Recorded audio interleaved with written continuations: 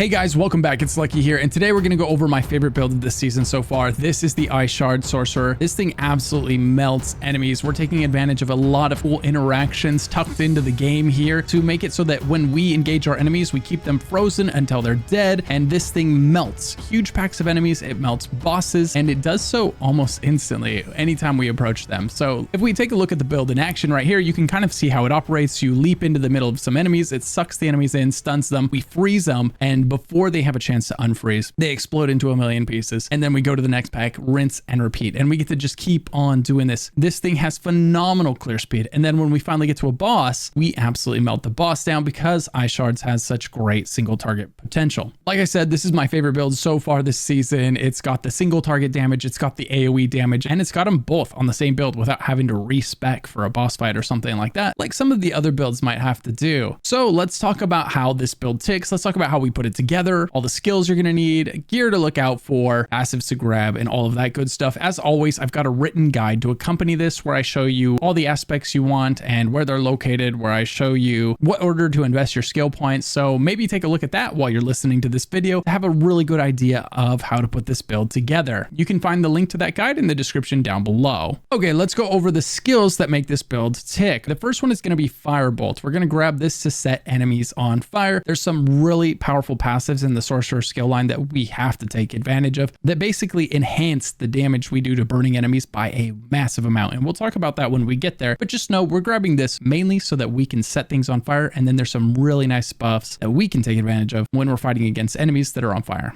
or that are burning, in other words. And we're going to get Enhanced Firebolt. This is just so that we can get to the next section here, which is our core skills. Now we've unlocked our core skills. We're going to grab Ice Shards. Ice Shards is going to launch 5 shards of ice that deal damage to the enemy, and it's massive damage. It's great for single target damage, and then we're going to soup it up with ricochets and things like that to make it an absolute force to be reckoned with in terms of AoE damage as well. Then we've got Enhanced Ice Shards. It says Ice Shards has a 40% chance to ricochet to another enemy, and if the enemy's frozen, it goes up to 100% chance to ricochet. And then we've got Greater Ice Shards, which says while we have a barrier active, which we always do, casts of Ice Shards will treat enemies as if they are frozen. So basically, we're always going to be getting this ricochet effect because we are always going to have a barrier. So our Ice Shards is always going to treat enemies like they are frozen. We're going to get all those benefits that come with that. We are going to end up grabbing Devastation and Elemental Dominance, but much later in the build. These are nice passives to have later on. So definitely refer to the written guide to find out when in your skill point order you grab these, because I have listed all the skills you grab and in what order on there. Next, we have our defensive skill section, which is one of the most important sections of the Sorcerer skill tree for this entire build. We're going to be putting a lot of work in this section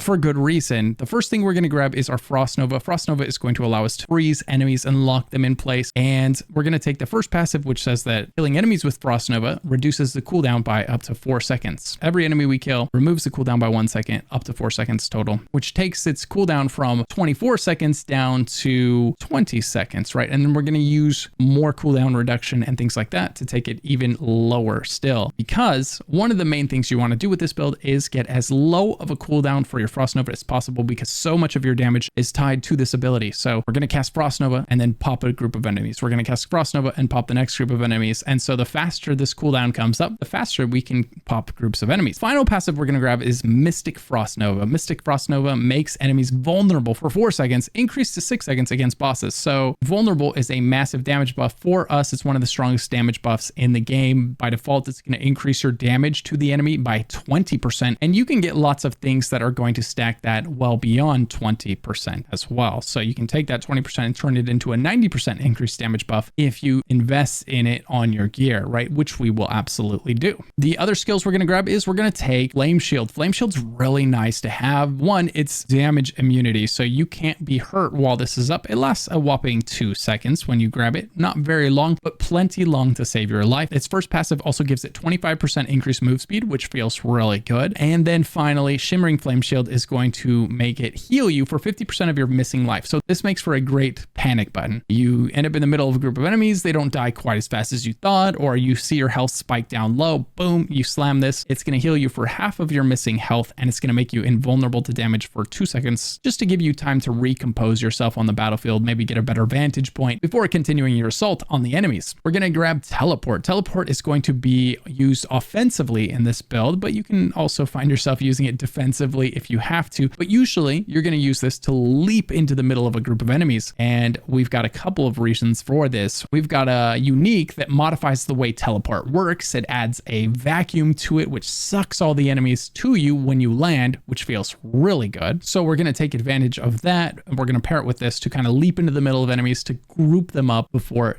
exploding them, before popping that group of enemies. We're going to take enhanced teleport to reduce the cooldown by 0.5 seconds for each enemy hit. We're always going to hit a bunch of enemies with it because we're landing right in the middle of them. And then we're going to take shimmering teleport, which is going to reduce the damage we take for 3 seconds by 30%. That's really nice because we are thrusting ourselves into the middle of danger. So anything we can do to increase our damage mitigation when we land feels really good. This is going to help keep us alive long enough for us to cast our Frost Nova, which we are doing the second we land, because if we don't, you're dead. Finally, we're going to grab Ice Armor. Ice Armor is going to give us a nice barrier, and we can keep this barrier up for a while by doing damage with ice abilities while this barrier is up. As it says, 5% of your damage dealt is added to the barrier. So we can keep kind of fueling it while we fight an enemy by doing massive damage. We're not going to take any passives for this ability. There's a few reasons we just want it. One is we get a shield every time we use it from this ability, and then we have a passive that we're grabbing that also gives us a shield every time we use an ability with a cooldown, and this has no cost to it, and this is important. One of the main reasons we're using all these defensive abilities is because they cost 0 mana, which means we can focus on spending our mana on our Ice Shards. We can keep launching those Ice Shards at the enemy, which is going to be very, very important to making sure that they die. Sustain is going to be the hardest part about this build early on.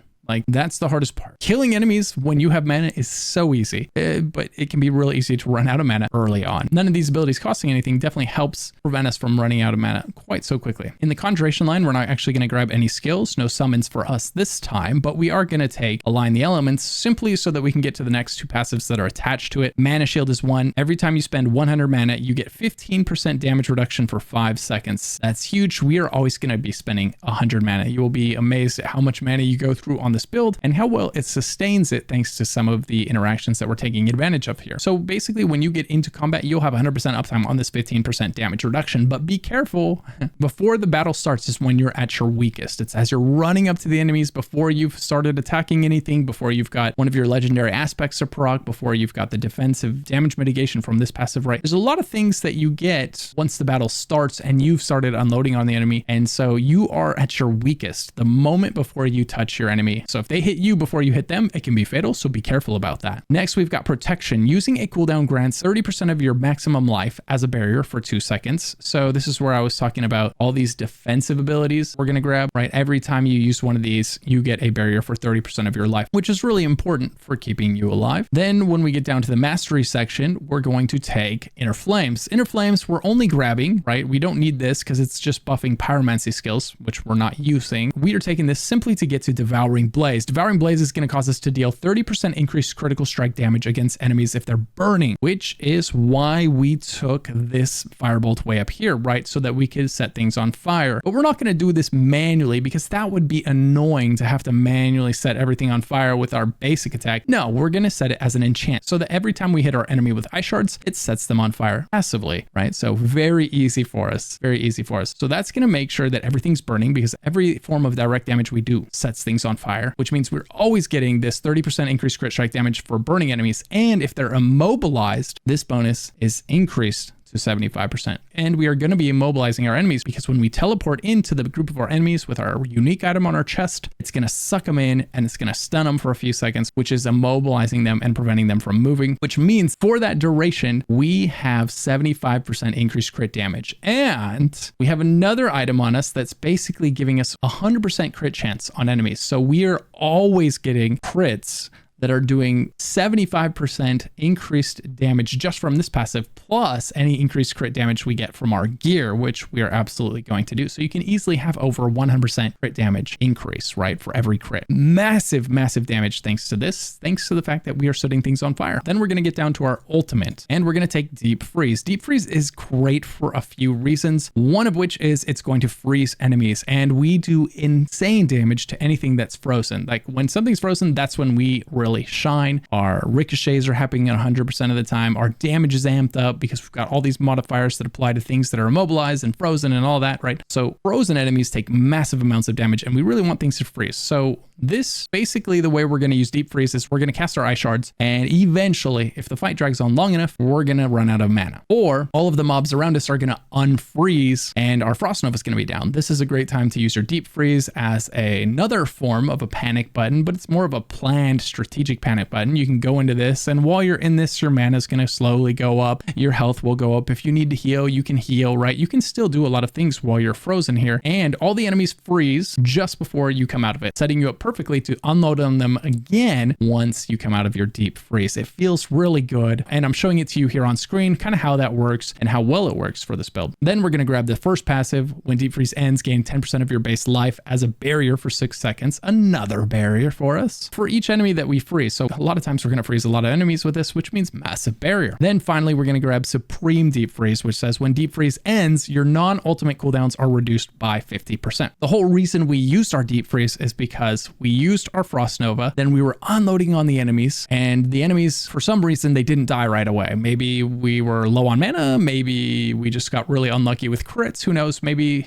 it was a particularly thick set of mobs, right? And they didn't die. So our Frost Nova wasn't up yet, so we had to use our deep freeze, and then our deep freeze cuts our Frost Nova cooldown in half, which means when our deep freeze ends, our Frost Nova is going to be available for us to use again right away because this reduced the cooldown of it. You're going to be able to go Frost Nova, deep freeze, Frost Nova, and you're going to kind of permanently freeze your enemies a little bit there. Like, it's just works really well for you. We are going to definitely take advantage of the cold passives in the ultimate section. They're really powerful. Frost skills deal 15% increased damage to elites. You deal 9% increased damage to chilled enemies and 18% increased damage to frozen enemies. Huge. We're going to deal 12% increased cold damage to vulnerable enemies. And because of Frigid Breeze, Lucky Hit cold damage against vulnerable enemies has a 20% chance to generate 15 mana. This kind of sets up a conversation where one of the hardest things about this build, like I mentioned, is the sustain, and there's a few ways to go about improving your sustain on this build. One is to invest in resource regeneration and use pieces of gear that are going to give you mana back for various things, right? So you're going to want to take advantage of those. You can also choose to, if you're feeling lucky, try to take advantage of this, right? And invest in your lucky hit chance and really pump up your lucky hit numbers, right? That way, when you're attacking vulnerable enemies, you're getting lots of mana back. But this is subject to the whims of RNG. Sometimes lucky hit procs and sometimes it doesn't. Sometimes it can feel amazing and sometimes it doesn't. It just kind of depends on how much lucky hit you can manage to get on your gear before it starts feeling worth it. If you do decide to go that route, feel free to spec out of elemental dominance a little bit and spec into lucky hit chance, right? Because then, you know, you've got 15% more lucky hit chance for this item to proc for you.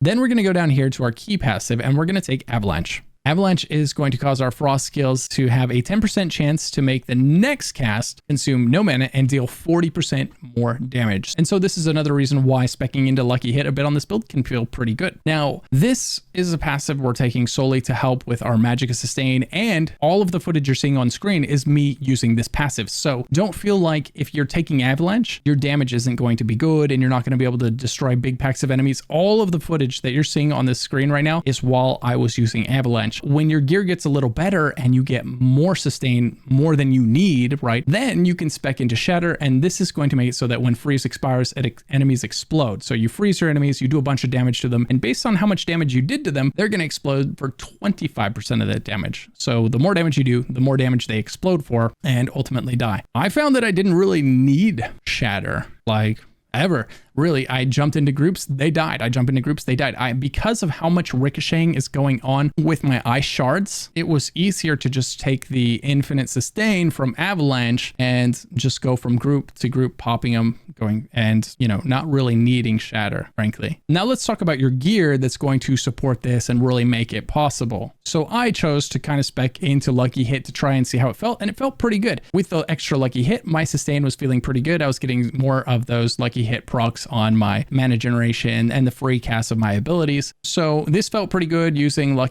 this helmet right here. Your Lucky Hit chance is increased by 17% while your barrier is active. We always have a barrier active, which means our Lucky Hit chance is always increased by 17%. One of the items for this build that really brings the whole thing together, it feels great before you get this, but then when you get this, it all clicks into place and it feels so good. And that's the Raiment of Infinite, this unique item here that you can get. I got it in pretty soon after I started trying to farm for it. It's a rare drop, but it's not like crazy rare. Like if you want it, you're going to get it on your sorcerer, right? I have no doubt about it. It doesn't feel like one of those things where you're going to be farming for weeks for it, maybe a day, maybe two, and then it's going to be yours. Okay. It didn't take that long. I got it like the second day I was working on it. But the reason this feels so good is because after you teleport into the enemies, it pulls the enemies to you and stuns them for 2.6 seconds. I got a firmly mediocre roll here. I got 2.6. It could have been 2. It could have been 3. I landed right in the middle with that roll. This is going to increase the cooldown of teleport by 20%, but that's not going to matter because teleport's more or less going to be waiting on Frost Nova anyway, right? So that increase of 20% on the cooldown doesn't affect us at all. On the gloves here, I have when you hit a crowd controlled enemy, there is up to a 40% chance for that crowd control effect to spread to another enemy. And that's why when you see me jumping into packs here, you can see the footage on screen. I start shooting my abilities at crowd controlled enemies. And even as more enemies are spawning on screen, the crowd control effect of them being frozen is spreading to them and everything stays frozen. And as I mentioned, anything that's frozen takes insane damage from us, right? Because the Ice Shards ricochet back and forth from the different enemies that are frozen. And so you just melt everything on the screen as long as they are frozen. Thanks to this item, that's happening even more. Then on my pants, I've got another item that's freezing enemies. Notice a trend here. We are freezing everything. And as long as they're frozen, we're melting them and it feels really good. This is by no means a mandatory unique. This is more of one that I got. And so I used it because it's going to increase my damage to frozen enemies. It's going to increase my damage to injured enemies, which helps make sure they die when they're getting close to dying there. You know, that's 35% and below. They're going to take more damage. And then 9% freeze duration increase, which is nice. I got a bad roll on that. And then enemies that die while frozen have a 15% chance to unleash a Frost Nova. So we're unleashing Frost Novas on enemies thanks to this ability here. It's spreading Frost Nova from one to the next. And so is this one. On my weapon, I have an aspect that increases my crit chance on my core ability or my Ice Shards whenever I cast my Ice Shards above 100 mana, which is important. We're going to try to keep our Ice Shards above 100 mana, especially on long fights. So for packs of enemies, we're going to leap into them and we're just going to unload. And if our mana dips a little bit low, that's okay. We're just trying to cast our Ice Shards as fast as possible to make sure everything dies before it's unfrozen. But in a boss fight where it's easier to run out of mana, we're going to slow our cast down a little bit to make sure that we keep our mana above 100. That way we have this increased crit chance. That way every cast of our Ice Shards is a crit, basically, right? Because we have our base crit chance plus we have the crit chance we get from this, which is taking us to close to 100% crit chance anytime we're above 100 mana. Right. And if I had put a better roll of this aspect on this weapon, it would be 100%. But I didn't want to waste the good one I had on this weapon because I'm hoping to replace this with a wand and an offhand here so that I can get some cooldown reduction on the offhand. That's the main reason I want an offhand. And if you end up finding a really good wand in offhand, take advantage of that and get lots of cooldown on that offhand. You want cooldown on the top line, right, which it comes with, and then somewhere in the stats. So you'll have two different lines of cooldown on your offhand if you do it right, which means you'll have somewhere between 15 and 20% cooldown reduction just on your offhand alone, which feels really good. On the amulet, I am using one of the most important aspects in the game right now. Right now, armor is busted, like it's broken strong compared to like any other form of defense. Resistances are kind of a dead stat right now. There's almost no reason to focus on having any elemental resistance on any of your gear just because of the way that the formula breaks down damage right now. So that's why we've got skulls in each piece of gear for more armor. And that's why we're keeping this aspect here. You gain up to 75% armor increase from this aspect. Really good aspect to have. Can't recommend it enough. You don't have to have this on your amulet, but if you do, you know, you get 50% more effect out of it, which is nice. On the ring here, I've got Ice Shards Pierce 3 times, dealing 25% less damage. This is an essential one for this build. It's going to allow your Ice Shards to pierce. So they'll go through enemies and they'll hit more enemies in the process. This is really nice to have, and it's going to really amp up your damage when you're fighting big groups of enemies. Restore 4 of your primary resource when you crowd control an enemy. Like I said, we're constantly freezing things. So that's 4 of our mana back every time we do that. Plus we've got our chance to return mana whenever we're doing stuff. I've also got max mana here to help keep me above 100 mana. I've got max mana on a few different pieces of gear. So if you see max mana and it's on a piece of gear, that's not bad. It sounds a little boring, but it's actually nice because it helps make sure that we have almost 100% crit chance all the time because we're keeping our mana above 100. Right? So it feels good. And so those are the aspects that I'm using on the build, and they feel really good, and it performs just as you see on the screen here. With this build, I've been running nightmare dungeons with enemies that are 10 to 20 levels higher than my own level. It decimates enemies that are my level, and it still dominates enemies that are 20 levels higher than me. It's very effective in the overworld. It's very effective in nightmare dungeons. It's effective against bosses. It's effective against large packs of enemies. This is just it can do everything kind of build, and that makes it an absolute blast to play because you never have that moment where you're feeling like, oh man, I hate doing this one thing on this build, like some other builds have where they're like, oh, it's great for exploding packs of enemies, but it's awful at single target, or vice versa. If you've got any questions about this build, like what order to invest your skill points, if you want to know where the aspects are located and which dungeons in each zone you should run for your codex aspects so that you can apply them to this build easily, just check out the written guide linked in the description below. I have all of that information and more laid out in a nice, easy to read format for you. We put a lot of work into those builds, so check them out. And if you have any questions about the build, be sure to swing by my stream over at twitch.tv/luckyghost. I'm probably live there playing Diablo right now. Thanks for watching. If you're not sure what to do next, check out one of the videos popping up on screen right now, or swing by my Twitch stream. See ya.